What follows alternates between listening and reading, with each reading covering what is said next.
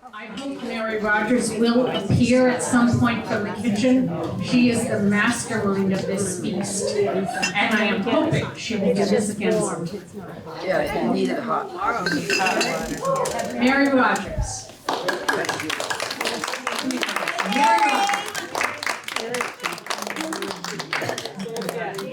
Mary Rogers. Mary Rogers!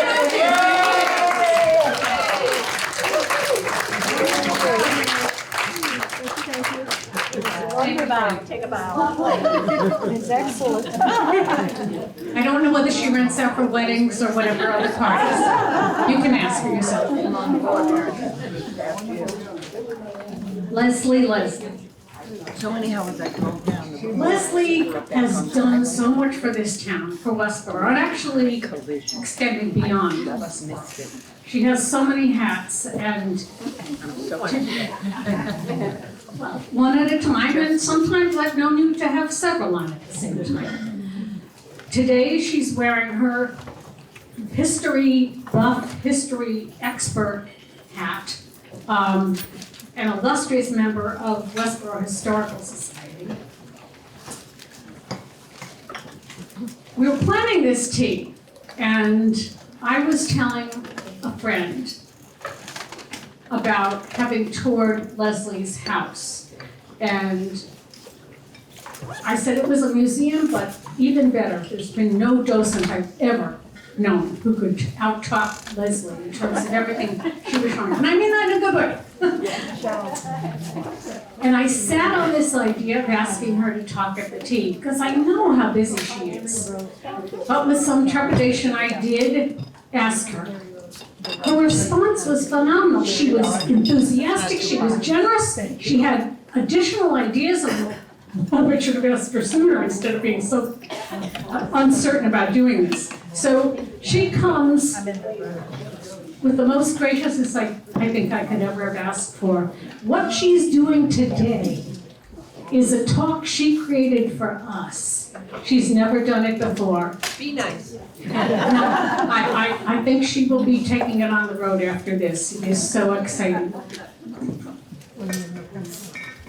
So, those of you who've heard her before know that you're in for another wow. And those of you who've never met her, never heard her, you'll be signing up for every Leslie thing you can get your hands on. I know, really, you should. Underneath this dress, there's a Wonder Woman suit. Thank you. Leslie. Thank you so much.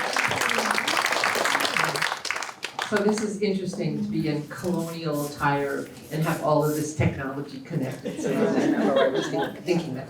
So thank you so much. I'm really pleased to be here. I was talking to my supervisor this morning. I said, I'm not going to be around the rest of the day because I have some fun things to do. So I'm really glad to do this. I have been in town 26 years. And we came to Westborough, my family, my husband, my 2 sons, and our dog at the time, because we loved the community and its old houses. We lived in a Victorian in Marlborough, and when we were ready to have a different school and a different kind of house, we lived at Westborough. And what drove me to Westborough was the character of the community, the older homes, the way your community respects history. And then I met Chris Allen, and she said, I need your help in the cemetery. And I didn't realize you could say no to Chris Allen. Actually, you can't say no to Chris Allen. And I got involved with the Historical Society.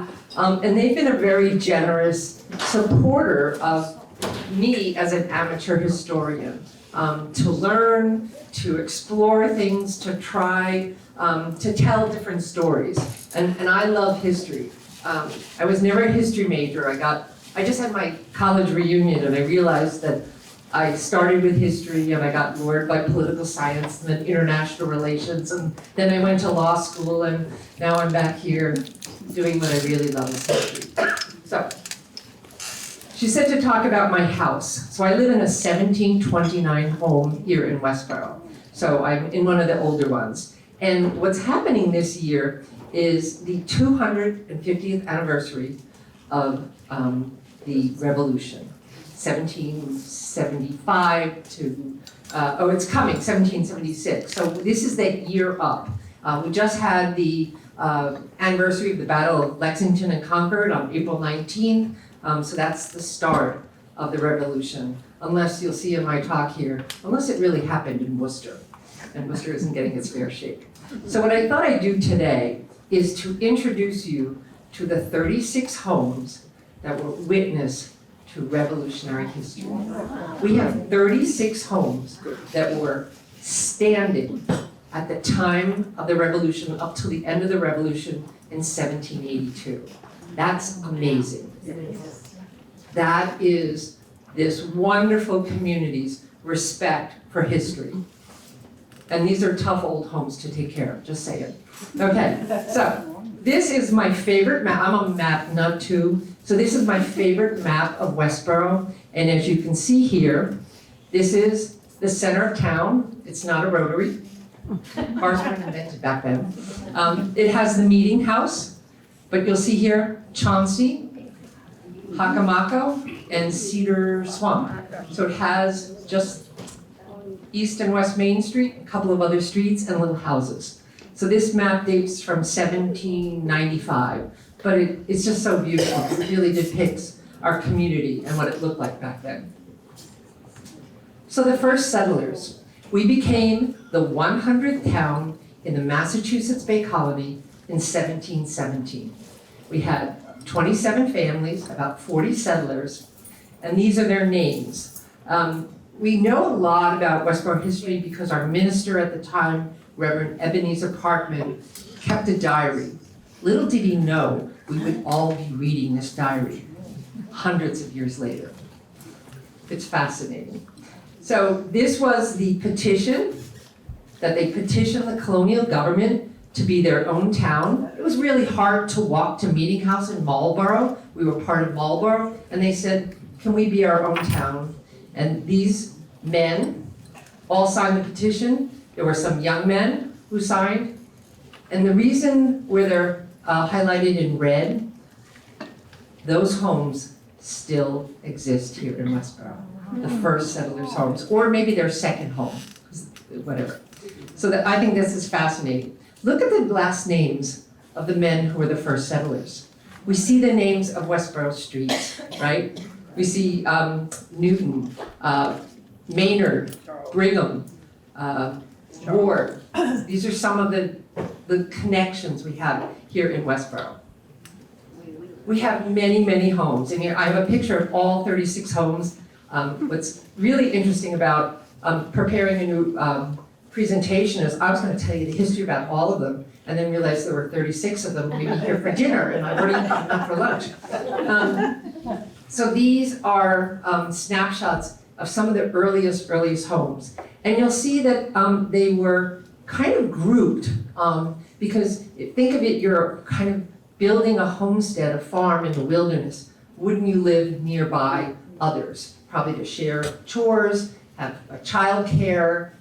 If somebody was sick, they would care for you. You might live family members together. And these homes here are all kind of on the northern side because we were coming from Marlborough, settling around Lake Chauncey. That's where the first meeting house was. And then ultimately moving the meeting house down to the center of the town and populating it in other regions. So the movement came and the cluster of houses you'll see are up on East Main Street. The style of the homes, we have the early kind of colonial homes, almost look like a Cape Cod single level homes, might have had a loft, smaller homes, and then moving more towards Georgian style. Guess who that was named for? King George. King George, right. And then ultimately in the late 1700s, the federal style. And the federal or Georgian are kind of similar. You had to have more money to build a bigger home. Some homes are in brick, which means that they created a longer standing house, but most of them are wood. So these are some of the oldest homes in Westborough. It's really hard to document because we didn't really have a lot of good town records in the early days. Once we became a town in 1717, there were town records. And we are lucky here in Westborough to have our town records. Tony Baber, the historical librarian at the library, has really documented and photographed, had these town records photographed and transcribed, so we do have a lot of information, but prior to that, they didn't keep as many records. So we don't know when the first house was. We think the first settler came in about 1675 in the southern part of Marlborough. All of the homes here in most of the older homes have a plaque out front, which tells you how old the first date of the house was. And this one on Maynard Street, on Park Street, says 1699. And it's really hard to tell because I don't have the tax records and I don't have, the building permit because they didn't have one. So we're looking to oral history with a lot of early Westborough history. These are some of the older homes. Then now we're traveling a little bit more down and we come to Milk Street. And these are two of the smaller homes. You can see that colonial style. I'm not sure if the house at 130 Milk Street, the John Maynard house, did they put that dormer on after? And this is all the research that really needs to be done when we look at some of these older homes. There's some records here in town, but also there's experts that can go into a house and date it by the wood. For example, my house has chestnut in it and some of the floorboards. They don't have chestnut trees anymore, so we can date the houses. Also by the size of the boards, I have king's pine in my house. Anything that was above 24 inches, that used to go to the king because they were using the larger trees for shipbuilding. So you can date your house by the size of the floorboards. So it's just really interesting. So there's lots of ways to tell about the age of the house and looking at homes. But I'm just really thinking, every time I now drive by these homes, is how much history they have witnessed. How many families have lived in them? How many children have been born in these homes? What did they see? There's another favorite map of mine. So I was saying that we became the 100th town in the Massachusetts Bay Colony. We had colonial law, and colonial law said that when you had a certain number of families, you had to hire a minister. So Westborough got that big and large, they had to hire a minister. And once you hired a minister, you have to have a meeting house and a place to gather, not only for church, but all town government. Everyone in the community belonged to the same religion, they were Puritans. And we built our first meeting house in 1720. We had our first minister. I don't think it worked out too well. And then we hired Reverend Ebenezer Parkman in 1724. He became our minister and lasted for over 50 years. I don't know the exact amount. And we know so much about Westborough thanks to him and his diary. His diary is now online. There was a professor at Holy Cross who digitized the whole diary. It's all online. You can link to it through the Westborough Public Library Center for History website. It's fascinating reading. It really is. And you really see the insight of a man who worked in our community. The town got big and the meeting house was way up by Chauncey. And so now as more and more people are populating our community, we become a town, they decide to move the meeting house down more towards the center of town. And so that's why they built a second meeting house. And that was right in the center here, and that's what's pictured on that map. So Reverend Parkman was an interesting character in our story and our tales. And what's really neat is we have his parsonage still here today. It's on High Street, 11 High Street. It was originally down on East Main Street, and at some point they rolled it up the hill on logs. And you have to realize that a lot of the lumber in our region was used for firewood or for home building. So there wasn't a lot of raw material, and there was no Lowe's down the street. So if you had a house and was good, it's post and beam. It's kind of like linked together, so you could put the structure and roll it right up the hill. So this house is still standing. It was the second home of the minister, so he had a house up in the Lake Chauncey area, and I think they've turned that into some other kind of thing. The foundation's still there. He had a wife, Mary. I think they had 5 children. Mary dies, and we tell this story to the kids who come to the local history program. That here he is, he's a man with a full-time job, he's got kids, he needs somebody to run his house, right? And he needs another wife. And this was very common in colonial times, that when somebody died, they just remarried, because they just needed to keep their family going and have a homestead. And he said, who would be a good wife? Well, Reverend Breck Parkman over in Marlborough had a daughter, Hannah Breck. Goes over, meets Hannah. He knows she's going to be a good minister's wife because she's a minister's daughter. Marries Hannah Breck. She comes to Westborough. They have like 7, 9, how many more children? Ultimately, 15 children lived in this house. And I know somebody here who can attest to the number of bedrooms in that house because Karen lives in the house. It's a living history home. I think the funny story about this house is that Reverend Parkman was, you gotta read his diary, I'm not gonna. But he wanted big windows in his house. And when you think about the fact that they rose with the sun, went to bed with the sun, you wanted light in the house. Candles were expensive to make and to use, and so any natural light would be great. And he had all those kids, so he really wanted, a bright house. And so he made sure that the windows in his home were big. And all of the townspeople started to kind of quarrel about it. Those windows are a little large. How much did it cost for all of those windows? Why are there so many windows in this house? And I thought, gee, it sounds like Westborough today, right? How come you're spending so much money? Why are we spending money over there? Things never change. So this is, I think, a wonderful home that's still captured. As I was taking pictures off the web and all these things, I noticed all the lanterns out front of a lot of our colonial homes. And so mine's broken, but we're gonna put it back up. So this was a home, and think of the size of this home with all of those children and their range age. Amazing. The interesting thing about Reverend Parkman is his relationship to some of the families. And so those founding families had a little bit more power in the community. They might be, select on the selectmen's board and things. And the Rice family was a really, strong family in the community. Several of the brothers came to Westborough from Marlborough and populated here.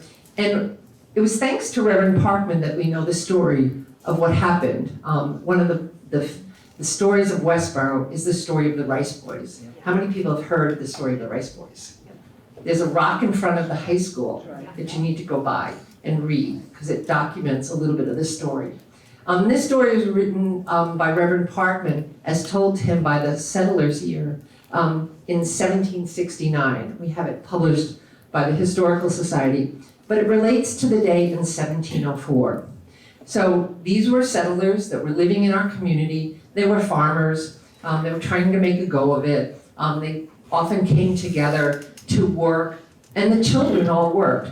So here's a day in August. The Rice family lived, some of them on West Main Street, and they sent their sons out into the field to harvest the flax. Flax was a plant that they used to cut down. There's a whole 20-step process to turn flax threads into linen, ultimately to weave into cloth, ultimately to make clothing. And those boys, from 5 years old to 12 years old, were out working in the fields on a hot August day. 1704, before we were a town, we were still part of Marlborough. What was happening in the community was there were a lot of raids by the native people who used to hunt and fish in this area. So a lot of them were living up in Canada, but they came down to their ancestral homes. They were hunting, fishing, exploring, connecting to their land. They also were angry at the white man. They were angry at the settlers who now, native people never had a sense of ownership of the land. They were caretakers of the land. And now the settlers are coming and saying they own the land and putting permanent structures on there. and prohibiting that type of more casual hunting, fishing, use of the land. They also brought white man's disease, which killed a lot of the women and the children in these communities. So they came down, they did raids. They did raids down in Deerfield, they burned the community down. They did raids in Northborough, and they also raided Westborough. And what they did is they stole the children. They wanted children to populate their communities. They felt that white man had taken their children, they were gonna take the white man's children. So they took those 5 boys. And their plan was to go back to Canada and make them part of their tribe. And at the time, we don't know, but 5-year-old Naher probably was hysterical, probably screaming, or they realized he was too young to walk back to Canada. So they killed him, and they left his body, and they took the 4 boys back to Canada. And so when the settlers went to look for the boys, they found Naher. And he was in the place that's right across from Town Hall, which is now a memorial cemetery. And they buried him there. And there's a small plaque out front that says Grave Plain. Grave meaning sad, plain meaning open space. And that became Westborough's first cemetery. It became the burying ground of the early settlers. Because they didn't want to put him in Marlborough. It was too far away from family. So thanks to Reverend Parkman, we know the story of the Rice family, of their struggles to have a farm, raise a family, and deal with challenges. So several of the homes here, and I don't know exactly which ones, became garrison homes. They, strengthened them. They put shutters on them so that they could be in the house and defend the house. So settlers knew which homes to go to as garrison homes. And that's the rock that's out in front of the high school. I think it's to the left of the drive? Yes. Yes, thank you. Haven't been there in a while.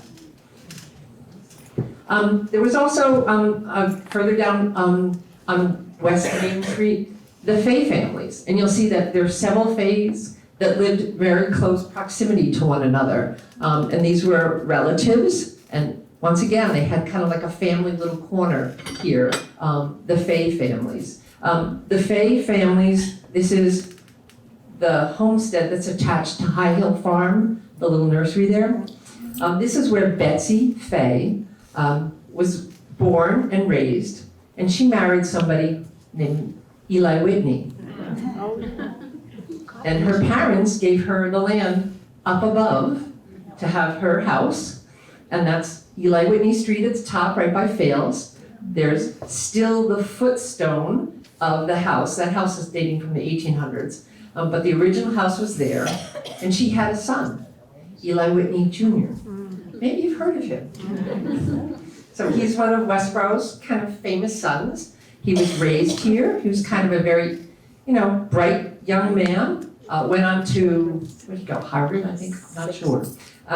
Went on to learn, and then was ultimately going south to become a tutor, invents this cotton gin, never patents it, life changes, he comes back to Connecticut, and he uses his ingenuity, water power, and early kind of wheel-generated water power machinery to start a gun company. And he was known for interchangeable parts, the fact that you could make many, many guns quickly and fast, not fashion them one-on-one. The US government was kind of involved in a war around 1860s or so. So he negotiated with the government to procure all of these arms and whatever. Never delivered on time. Had grandiose ideas, but that's where he made his money. He made his money making guns in New Haven, Connecticut. So it's interesting, he came back, and that little cemetery across from Town Hall, his parents and his grandparents are there, and all of the stones look the same. We always say in Puritan cemeteries, they're all equal in the sight of God. And then you see the Whitney Monument. He came back, showed off his money, built a monument, and we're not sure where those stones are. These are all those unanswered questions I have on Westborough history. So also on West Main Street, we see the Brighams.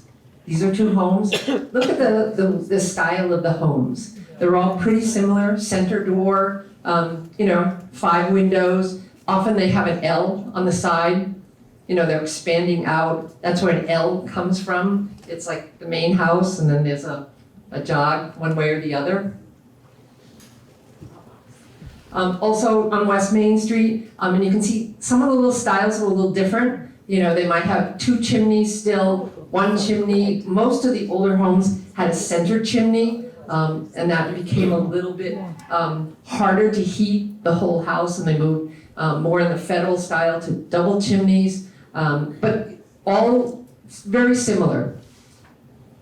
We have one last tavern still standing here in Westborough.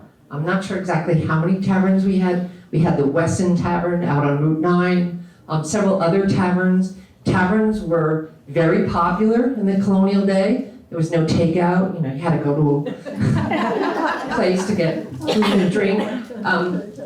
They also didn't trust the water here, so everybody drank either beer or hard cider because they were worried about the disease that plain water would convey. I also think, if you work all day on the farm, having that glass of hard cider at the end of the day, or even at the beginning of the day, is a good thing. What was interesting about the Blue Anchor Tavern was, here it is, dating from 1735, but in the 1770s, 1775, it became a hotbed. It was the cool place to go, because this is where they talked revolution, okay? The people who were being taxed without representation, feeling oppressed by the English government, not having a say in how things were, having the English come and take over the port of Boston. These were, troubling times, and they gathered in the tavern and they talked. And our colonial kind of government that was outside, anybody who was thinking of, how are we going to defend our rights, started talking about every community should have a militia. Every community should have a way to defend itself. This is where all that revolutionary talk happened. Drive by that house on West Main Street. You can hear the conversations. It has so much energy. This was a hotbed of controversy in our community. And it's really lucky we still have one tavern left. Although I built a tavern in my house too. You gotta have a tavern. Because this was the stirrings of revolution. So in 1774, they all had this militia, they drilled, they were armed, and they were ready to fight at a moment's notice. Do you know what those men were called? Minutemen. Well, I've learned the difference now between a militia and a Minuteman. So every town had to have a militia, but they also wanted those who were strongest, youngest, and fastest to be ready in that minute's notice. And so there was a subset of the militia that were called the Minutemen. And I haven't done the research because we now have all the names of who was who, and I would love to find out the ages of our Minutemen. I'm sure they were all under 30. Because you could still go to war at 50, but you didn't run as fast. You just didn't. So something was happening in Worcester. They wanted to oust the magistrates. The magistrates were enforcing British colonial rule in the courts. There was a lot of controversy, and there was a call to all of the towns around Worcester to send their militia to oust the magistrates in 1774. This is way before the Battle of Lexington and Concord. And so there were over 4,000 militiamen who showed up, lined the streets, and they marched the British magistrates out of Worcester. Worcester claims they were first in the Revolutionary Act for this oust of British rule over their community. And Westborough is there. And the reason we know this story, thanks to Reverend Parkman again. Breck Parkman, Reverend Parkman's son, was one of those men who went. He came home, and his father said, "What did you do today?" "Oh, let me tell you, Dad." And he told the story, and Reverend Parkman put it in his diary. This is Reverend Parkman's notes from his actual diary. Talk about trying to learn bad handwriting, right? But here's Westborough, right there. And we sent 200 men to that day in Worcester to oust the magistrates. That's a large part of the population. I bet it was every able-bodied young man over the age of 16, and the 14-year-olds who wanted to get out of work that day. And they all went, and they participated in this act of resistance, the first act of resistance. For those of you who haven't read it, there's a wonderful book Tony Baber put out on The Rebellion Begins. So here we are in our community. We're farmers. We're trying to get through the day. We're trying to put, food on the table, and we're trying to defend our rights. Westborough's changing. Not everybody would go along with this. We had Tories in our community, people who are loyalists, and we had people who are fervent for revolution. Our minister, Reverend Parkman, was kind of like a very cautious, conservative man, and didn't talk that revolutionary talk. The minister in Northborough, oh my gosh, raising antic in his sermons to rouse people up to defend their rights. Just different politics, all in one little community. We recently had some wonderful research done by David Nurse of Nurse Farms, who had a relative that had participated in this call to alarm on April 19th, and his name wasn't on the original stone in Minuteman Park, because Minuteman Park recognized the men who participated as Minutemen.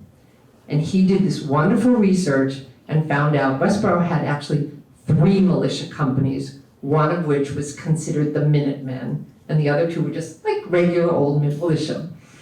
So here are the 3 companies. Captain Edmund Brigham was the Minuteman Company of 46 men. Seth Morse had 43, and Captain George Baker had 21. All 3 of them responded to the call that came out from Lexington and Concord that the British were not only coming, they were here and we were shooting them. And these men responded. Think of it. It's April. You drop everything, you pick up your gun, maybe pick up a rucksack, a blanket, and you head off to you don't know what. And they walked. They didn't make the Battle of Lexington and Concord. It took a couple days. They ended up at Bunker Hill. The man who lived in my house, Jonathan Grout, was one of those who was in those other companies. And we know who actually went because it's in our town records because they got paid. There was money paid to the militiamen in the community. And I know how many days he went because it was 3 weeks of pay. So think about it. It's April. You go off to war. The battle's done. Do you hang out or do you go home and you plant your fields? They went home and they planted their fields. But then there was a call for more men. And so others went. Others re-enlisted. So here, over the course of the 6-year war that we had, the town of Westborough, at that time less than 1,000 inhabitants, enlisted 381 men. Not all served all the time, but we had constant presence. And I think 23 ultimately enlisted in the Continental Army. And that were probably the younger men. The men who had families and full farms went back home. So this was kind of an itinerant war that we were fighting with part-time people and whatever gun they had, no uniforms. It's just an amazing kind of thing of understanding what our community's response was, knowing that we also had people who were loyalists in the community and all of that discourse and back and forth. So thanks to David, we now know all of the 110 men who enlisted, and we have a new stone at Minuteman Park that documents all of them. So I really hope that you get up to see that. And there's the Nurse Farm. This is the 15th oldest continually family-owned farm in America. Wow. That's a lot of resilience on the part of that family to keep this farm going, to keep the land going. My house originally had 100 acres. It There's a lot of houses next to me right now. This is what Westborough looked like during the Revolution. Those rolling hills, cows, crops, water, old house, and now we have a farm store. It's all good. Just beautiful kind of use, continued use of land purposefully to benefit the town and the community. So you'll also see, as a result of having William Nurse live, we named it Nurse Street. And I'm not going to tell this story today, but you need to find out the connection between the Nurse family and the Salem witch trials. Fascinating. See, I just have to keep tempting you to learn more. Okay, more houses also on the bottom of Nurse Street. Old homes. Here's another couple. This is right next to Midland. And some people have vinyl siding on their homes. Some people still have wood. When I originally bought my home, it had vinyl siding and plastic shutters, and I took them down, much to the chagrin of my husband. But I said, I'm going to paint my house. And you can see some actually need work. It's really hard to keep up an old house. Where's Gleason Street? Is what? Where is Gleason Street? Out by us. Who lives near Gleason Street? I don't know. Where? It's out by us. Sort of. It's off of, You can connect. the back road, you go down Smith Valve and hang a right. Yeah. Like you're going off to Route 20, and it's off on the right. And Right. it's sort of sitting. That's your homework for tonight. Well, I'll do it. Okay, you can look it up. So one of the things I wanted to do was I had all these wonderful expectations that every single house I was going to connect to a Minuteman and a family and tell the story of the house, and I started going down rabbit holes. But the first one I picked, this is where it was good because I picked a bad apple. I picked this house here. It's the last house that's in that revolutionary period. The war ended in 1782. And it says the home of Charles Parkman. I knew Charles Parkman was a grandson of Reverend Ebenezer Parkman. His father was Brett Parkman, who told the story of Worcester. So I said, I'm going to look him up, because Parkman, we know, had a lot of credibility in the community, big family, there's a lot of genealogical history. I'm going to easily find information about Charles Parkman. And so I did. I went to, and you go, I'm an amateur historian. I'm Googling and I find a grave. Anybody wants to find some interesting things about people, Find a Grave is one of those wonderful sites where other people do research and pop it up there. And so I found his gravestone, which is in Pine Grove, and I found information about Parkman, which I verified. So I went through and I'm looking through, and he was the son of Brett Parkman, grandson of the Reverend. He went to Harvard. His father dies. He comes back. He starts running his father. Brett Parkman had a store in Westborough, had the first library. It was a fee-based library in his store. Ultimately, the books were donated to a public library. All good stuff. He was part of the Westborough Light Infantry. They were around the War of 1812. He never saw service, but he, was trained in the military. He was a treasurer of the town. He was ultimately a representative at the General Court in Massachusetts, and then he is listed as the first postmaster. So I have a lot of information about him. That's why probably his house is still standing. He had money. He could fix it up, etc. If you looked at the date of the house, we go back one. It says 1782, and he was born in 1785. So he actually bought somebody else's house, but his name is now associated in our town records as the person, that's the name of the house, and it's connected to him. So I said, let me find out more about him, and I keep Googling. And I come up with Charles Parkman, Westborough, Mass, coin silver teaspoon on eBay. And I'm like, wow, I can buy one of his spoons for $82.50. I'm like, wait a minute, let me go back. 1785, he's running a store, he's serving in the military, he's treasurer of the town. Where did he get time to be a silversmith? And I go to all these silversmith records, and they have all the genealogy stuff, and they're tying it all to him, and I'm like, no, it's all wrong. So I realized, here's my thing, when you're doing research, You gotta check your dates. You gotta look in twice, 3 times, whatever, because there was a Charles Parkman who was a silversmith in Massachusetts, but it wasn't our Parkman. But the worst thing about history and doing research is look at the spoon. It's called a coffin and spoon. And I'm like, wow, what's a coffin and spoon? I've never heard of that. So now I'm like 3, 4 deep into silversmithing places, right? Because I gotta find out why was there coffin and spoons. I'm like a cemetery nut too, so the whole connection of coffins and cemeteries and spoons, I don't know. If you did, Sue ran a great program on Johnny Tremaine, and we all learned about silversmithing. Like, it's in my blood right now. Coffin and spoons were happening at the time of Washington's death, and the silversmiths were honoring the passing of Washington by making their spoons look like a coffin. Who knew? Fascinating, okay? So they cut it off. I actually still might buy this spoon at $84. Because it tells a story, doesn't it? And I'm gonna learn more about spoons, but let's go back to houses. So, the last couple slides, I'm gonna show you all of the homes here in Westborough that saw the revolution. Look at the rock walls in front.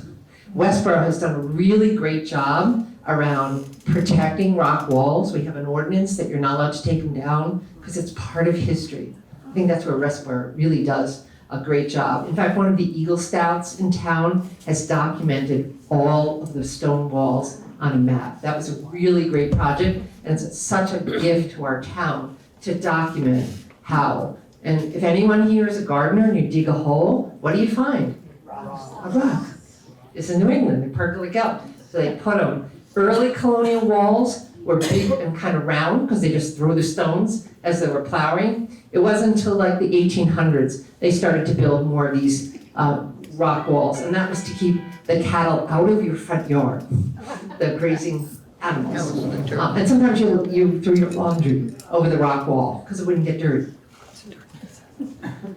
More so on Moore Street, here's like you can see the older kind of style home, and then, you know, this one I couldn't capture a photo of the internet, so there is, the Historic Commission in town has used the MACRIS system, M-A-K-R-I-S, and documented all of these old homes, and there's wonderful pictures, and they've captured some of the history of the town. All of those are all online, and you can access all of this information. So I'm looking for lots of volunteers here to do further research on all of these homes for me, because we got to make this a full presentation. And you can see all the different kinds of styles of home, and I just love them, that they're all still here. You could drive around and witness history. Maynard Street, and these are almost similar style and fashion.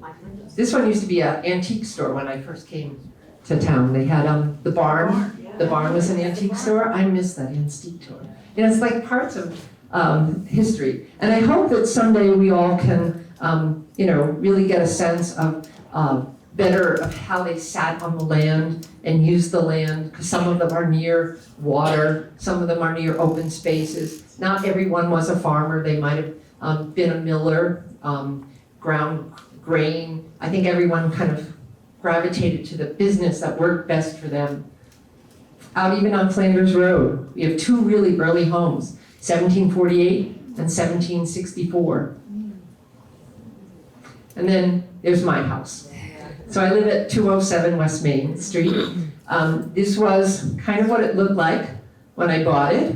There's now a birch tree here.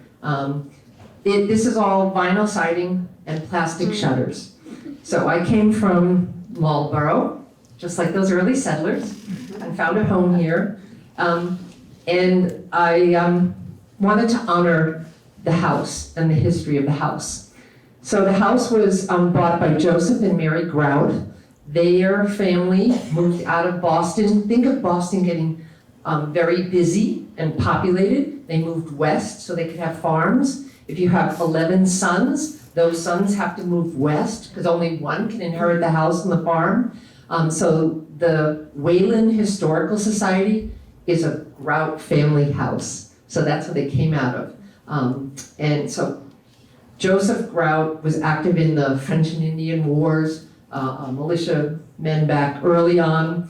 And he brought his family here, and he bought this house, the land, and the dwelling house, the deed says. These are really early handwritten deeds from Oliver Ward. Oliver Ward was a son-in-law of Brigham, who owned the land. So these are huge tracts of land, and then they cut pieces off and sell them. If they only going to use a certain portion of the farm, that was another way to make money. So they moved to town in 1732. So the house dates to 1729. So we think maybe Oliver Ward lived in it, but I don't have really good records. We also know that his son Jonathan was the one who inherited the house. And I've included the wives here.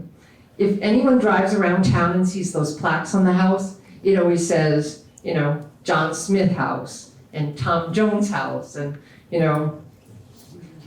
Joseph Grout. Actually, mine doesn't have a sign on it, but it would say Joseph Grout House. In the colonial days, women were not allowed to own property.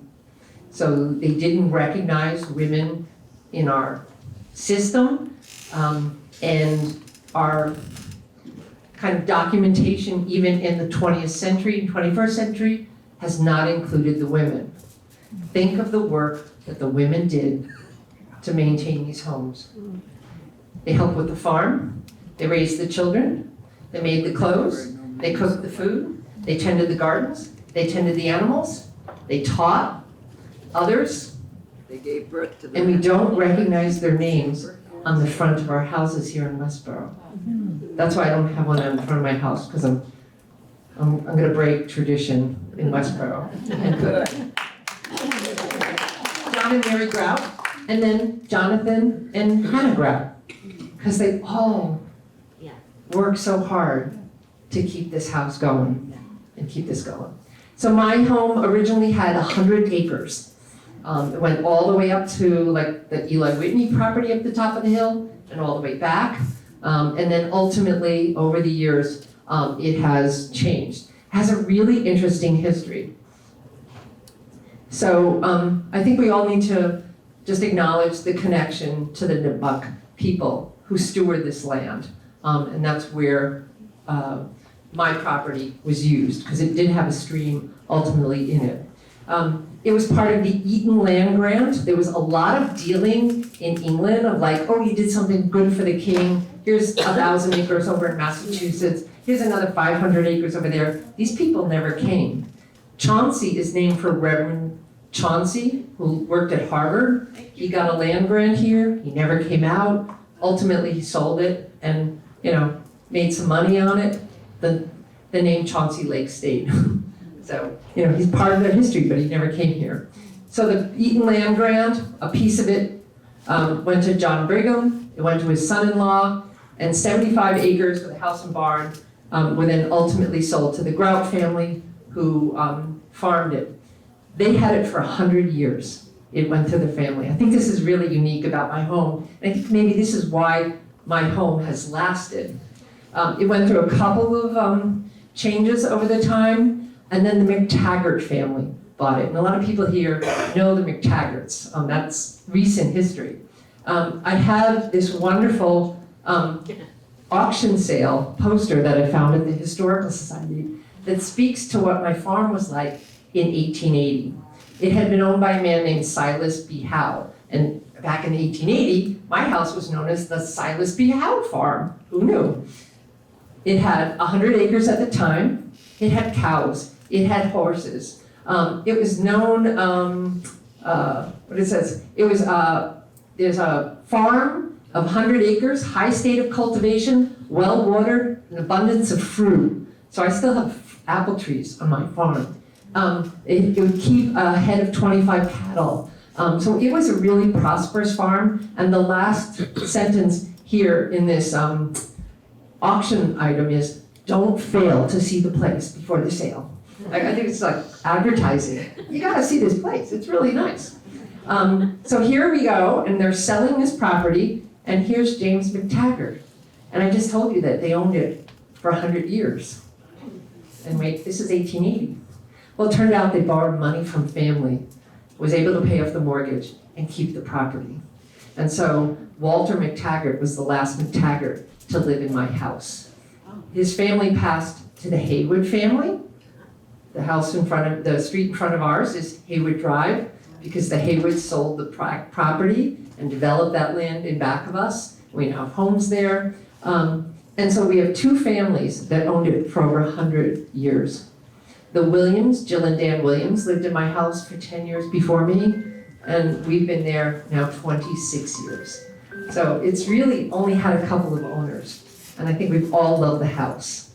It has such beautiful place on the street when you come around West Main Street. We've had a lot of accidents too there too. You kind of come around and it's just, it had the pick of the land. It faces east to let the morning light in so you could do work. Where the kitchen is in the back, face west. It gets the afternoon light to light your work at the side. It has only one side for sun, so it stays cool, and one side for cold. So the shorter sides are hot and cold, so you have less kind of effect of the weather. We don't have air conditioning in the house. It stays cool. I have a dirt basement. It's really cool. That Ward Lane too, up in that end of town where you were talking about the wards, there's actually a Ward Lane. There's Ward's Corner and Ward Lane, all right there. That's right down the hill, right where the Fay properties are. Right. Yep, so it's still named for him. I don't know if Oliver Ward stayed in town. This is where, if I had time, I would do so much fun research. So I think what's really fun is how you can take the house back. So here's a house with plastic siding and plastic shutters. And we always had all of the rain come in. We used the side door, so all the rain would come in. First thing I said to my husband is, we have to build like a porch there. Okay, what do you want to do? Yeah. So we took the siding off on that one little piece so you could feather it into the house, and we could build this little porch so that I wouldn't get all rain through the door. So when he's at work one day, I rip off the rest of the siding on that side of the house. And he goes, I guess we're going that way, huh? But you're gonna do it. So not only did I have the plastic siding, there was this like tin foil that was stapled to the house. So I took all that off. I filled all the staple holes. I washed the house. I primed it, oil-based prime, because it's old wood. It's not 1700s wood, it's 1800s, because there were some things. And I ultimately have painted the house, and I went back to one of the colors that was on the boards back then. And this is the color of the house, so it's yellow. Here is a piece of wood that was on the ground, and when we were purchasing the house, we said, what's that? And they said, oh, it's like, an old well. And they just covered it with a piece of wood. And so we, checked. It's the colonial well, the original 45-foot colonial well that has flowing water in it all year long. It steams in the wintertime because it has water. So we were nervous I have two sons. We were nervous that they were gonna open this up and fall down the well. So my husband rebuilt the wellhead, and we have a steel grate in the middle of it. But it's the original colonial well. People left the house, came in a snowstorm even, came out, got the water, came back and brought it in the house for cooking. I mean, it's just really neat to have these things. How do you build a 47-foot colonial well in 1730s? You build it sideways. You come in from the side and you take the dirt out sideways. That way you're not going up and down. So it came in sideways. And then they would fill that. And I still want to put one of those really cool wooden bucket things. That's one of those things where, I should have done when the kids were in scouts, but like, wouldn't this be a great project? We build a colonial dipper thing in here. So, sorry. So you can just see, like, just taking the house back and taking off shutters, which wouldn't have been there in the 1700s. I think it just brings the character of the house back. It's still an experiment in progress. Where I'm spending my time is in the garden. I love to garden, and I'm looking at soil that had been enriched by being a farm, by being an orchard, by being a farm, a community kind of farm. And the soil's really nice in certain areas. Some areas like this where I wanted to put my vegetable garden, it turned out they had put fill in. Walter McTaggart had garbage fill, so I've taken out a lot of mess too, and replenished the land. But it's just really a really nice place to grow plants. So I'm just not only enjoying the house, but the land. Just looking out my windows the other morning and watching the sun come up. I mean, it's just the sighting of the place was really neat. And we're going to have a 300th anniversary soon. And the whole town's invited to hang out. And I don't know what it's gonna look like, but it's pretty special to be here 300 years, a witness to revolutionary history to where we are today, revolutionary ideas. And it was just a wonderful place to raise a family, to be part of this community, and I'm just not sure what the next legacy will be for this house, like who you would pass it to. My sons say, no way are we gonna live in this old house. Just no, just different styles. So the last is the Parkman House, which is not part of revolutionary history, but has a really cool place. This is the home of the Westborough Historical Society. It's an 1844 home. It was built by William Sibley. He was a slave maker in town. He built a brick house. It's the only brick house on the street that's right by the library. We thought it was really to impress Jane. His, love of his life was from Hopkinton. So we have a brick house here. What's really neat is, and here's where maps are so much fun. This is a 1930s insurance map that shows the house here in brick. It's red because it's less of a fire risk, so you had a better deal on your fire insurance because you had a brick house. But look what's behind the house.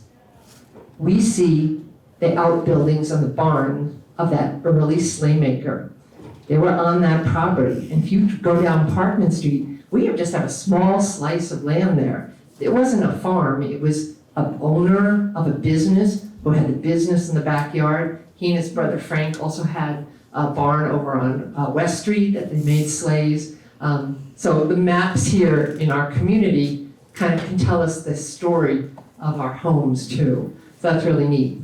If you're interested in history, we have a website, we have Facebook, we have programs, we have jobs for you to do. I have all these homes that need to be researched.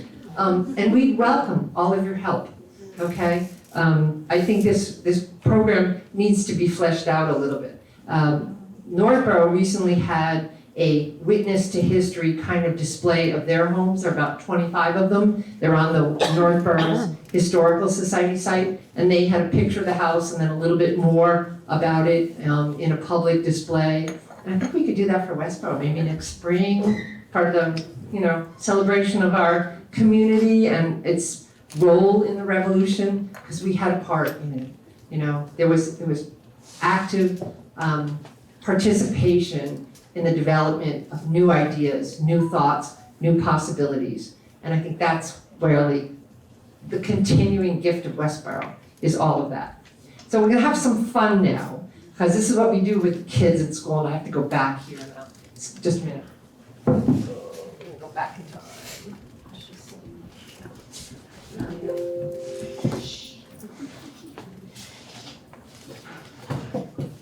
What is it?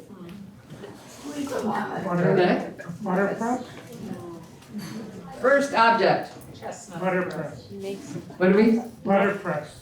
It's not a butter press. Not pressed. Not garlic. That would be a great piece of garlic. Not So you can see it's made out of wood. It's some kind of a press. Not It has holes in it. What? Ding! It's a lemon squeezer. And you can still get these on eBay, folks. But isn't that cool? Cool. All made of wood, has a little bit of metal in the hinge. I've never tried it. Now I'm going to. No? Just a contraption to make life a little easier. Change over time. We still have lemon squeezers, right? They're still there. Okay, next one. And I'm cheating because this one's from New York. It says Silver and Company, New York. Oh, that is, it's good. Have you ever used one? Have you ever used one? Show us, stand up and show us how to use it. Here we go. Come on, you can do this. I'll teach you to open your mouth.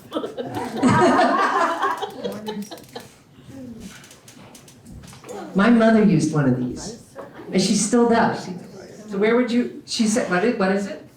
It's a potato masher. Potato masher. Where would you put the potatoes? Lift it up. Potatoes in there. Cooked potatoes. Don't use it raw, because it really won't work well. Potatoes were cooked. And down it would go, and the potatoes would come out here, and then at that point, You're automatic mashed potatoes. You're done. Think of all the time you sit there with a masher. We should be using these, folks. Really? I mean, they're just, it was almost like a potato ricer. Look at how small the holes are. No lumps. Think of cleaning it. Cleaning it? That's why you have 11 kids, right? This all comes apart. You can like take this down and it washed up piece. It's metal, it'll last forever. And wouldn't it be cool to like have your 5-year-old mash your potatoes for you? Because it'd be like really cool to watch them all scoosh out at the end. It's all about how you sell it, right? How you sell it. Okay, next. Okay. I'm coming up close so you can really see it. It's not a candle. Nail. It has metal on the ends. Nail. A wooden nail. Okay, I'll give you some clues. Lowell. Mill stuff. Mill thingy. Ah, good. Not a shuttle. Not a shuttle. It has metal. You put it on a rack. The spool What goes, does it look like? Who sews here? the spool goes on that. Who? I sew. We used to have wooden ones. Now they're plastic. It's spool. It's a metal. It's a wooden spool. Oh, okay. So think of Westborough in the, say, 1800. We had a lot of factories here in town, but around in the north, the Lawrence Lowell area, they had a lot of clothing factories. And so if you had 11 kids and you could only use so many in the farm, you send a couple of the girls off to work in the factories. They'd send money home, they'd live there in buildings, and they had smaller hands that would fit inside all those machines to change the spools on all of the factory, the clothing things. So this is an antique spool. I have about 20 or 30 of them. It's like, this is when you go to those deep, dark dives of history and you're just like, oh, I gotta have one of those. I don't have one that's that shape or that color, whatever. Spools are cool. Okay, 2 more. This one's gonna be tough, and I'm gonna bring it around so you can see it. It's a piece of wood, has 2 pieces of metal on it. The metal goes up and down, and there's some teeth here, some very sharp teeth. Oh, a slicer. That kind of a slicer, but what would it slice? And don't say cheese. onions, Because look at how small those teeth are. Yeah. Strawberries. Not leather, Strawberries. it's some kind of a cutter. Strawberries Butter. or fruit. Not fruit, not food. Oh, no. Okay. So this is where you have to learn a little bit more about Westborough history, because this is an artifact that's important to Westborough history. The hat factory. This is a straw splitter. Yeah. See the straw hat right there? Yeah. It has bands of straw that are braided together to make straw hats. And everyone wears a straw hat, right? Well, they did in the 1800s. Okay, that was your baseball cap. Everyone wore a straw hat. And so the straw had to be dried, split, braided, and the braids sewed together to create a hat. And Westborough in the 1890s was the largest maker of straw hats in the world. And we sent straw hats to Paris, France, on that train that went right through town. Doesn't that sound like a fun job, working in the straw hat factory?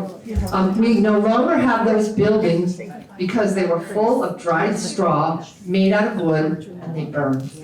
So we hope to have Phil Kittredge next fall do his famous and dangerous Westborough fires. Because Westborough had some really incredible fires. And that was before we built the reservoir, which is 800 feet above downtown, to create a natural water pressure to have fire hydrants. So we were fighting fires with buckets and bucket trucks. So factories burned down. Last one. This one's hard. Okay, it's metal. It has a ring on the bottom. Karen knows what this is. This is like one of her favorite artifacts. Don't tell. Oh, do you want to demonstrate how to use it? Because a young lady would use this artifact. Oh, it's not a tussy, mussy, tussy. Oh, Trudy knows what it is. And as soon as she says tussy mussy, you're all like, oh, I know exactly what that is. She's in the garden club, that's what she knows. Okay. It's for your little flowers. She said a young lady demonstrating, so that's false advertising. And the pin goes through here to hold the thing you put in there, My flowers, your flowers. so that They wouldn't fall out. So it devoid of deodorant, I could keep holding. So you have no idea how I really smell. Yes! It's a tussy mussy holder, don't you know? This is a copy of one. But when I found out, like, people actually went walking around in parties with a tussy mussy holder. The only problem was that young women and young men to, impress their young, the fair lady that they were interested in, would go out into the woods and pick all the wildflowers. And they would smell nice and whatever, but we were having problems keeping the wildflowers because they were just being used for perfume and also for tussy mussies. So the New England Wildflower Society was created, I'm gonna say 1880s, 90s. It's one of the oldest conservation organizations in America, but it was there to be against the tussy mussies for taking over. So it's just interesting how one little object of history can tell so many stories.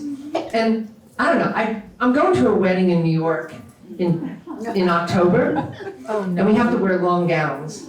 And I'm like, maybe I'll bring my tussy mussy. I bet I'll be the only one there with a tussy mussy, right? So, it's fun. So we do a lot of work with the Westborough Public Schools. They learn about history. Marcia Hoffman goes into the schools and she brings artifacts. And it's really to have them look deeply at what the artifacts tell us about the stories of our community. Right now, I'm having trouble telling the story of 21st century Westborough. We have a lot of paper. We don't have a lot of stuff. I'll tell you one more story. We have time for one more story. The Congregational Church had their 300th birthday party, and they invited some of us from the Westborough Historical Society to join the party with us. And we're sitting at the tables at the dinner. Anybody there at that event? It was lovely. Oh my gosh, just a way to celebrate history. What were the table decorations? Do you remember? Tussy mussy. It was the church steeple. They had all of these cardboard cutouts of the steeple on the tables. And I went, oh my gosh, where did you get these? And she said, they came from the 275th party celebration of the church. Someone put them in the box and put them in the attic, and we found them. My mouth dropped. And I go, Chris, how do we leave this building with one of these? And she goes, really should ask, Leslie. So I asked. And now in our 21st century room, we have the program and the coaster and the cardboard steeple that went to 2 birthday parties of that church, 275 and 300. And it's now saved forever. Those were all handmade. They're beautiful, and it's an artifact that tells the story of the love that people had for that church. Does anybody remember the name? Jane Cruz. Oh, Jane Cruz. Oh my gosh, she was wonderful. I got to put her name down because she spent hours and hours making these steeples. And somebody had the foresight to save them. Saved a piece of history. I don't know. So that's where I've come from history. It's just like the connections that we have, the stories they tell, the people that connected to all of that. And so, thank you for. Oh, thank you.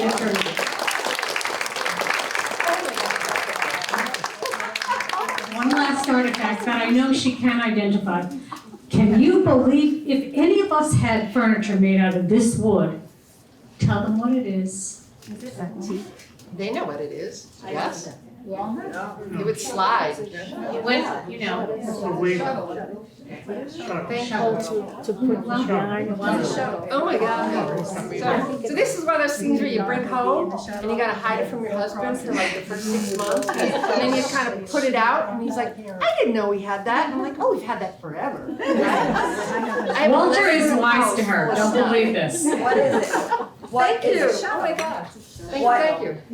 What is it? They don't know what it is. Oh, it's a shuttle for loom for weaving. So you'd have a spool inside of here, and the thread would come out, and the loom works when you weave cloth. It goes like this, and it has the levers that you change with your feet. My sister's a weaver. It's like she's dancing when she's weaving, because she goes slides the thing, clicks the thing, the thing's warp changes. She slides it in, so it's constantly weaving. It's all hand woven cloth, and then you have these other tools that come and pull the cloth together. With the dance she's doing, I don't think she needs the mic. I've seen But it's just a tool, an old tool. Now here's the rabbit hole I'm gonna go down is, I'm like, this is kind of big and heavy. So my sister-in-law has thinner, smaller ones. I have an expert I can talk to, and she's gonna teach me, was this used in So what industry? is it made out of? It has Is it walnut? a number on it and a company name. Whoa. I'm not gonna get much work done this afternoon, because now I have a new thing. It says Draper and 6.5 or 6.357. So they had more of them, maybe 6,000 of them. And what is it? Oh, the Draper, but it's a Draper Labs, wasn't it? But back then it was a mill. It was a mill? Right, it was a mill. There you go. So what is it made out of? What was it made of?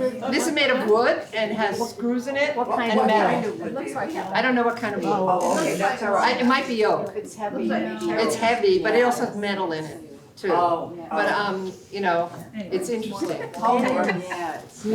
I don't know a lot about weaving. It's like a carpenter, where you can just like.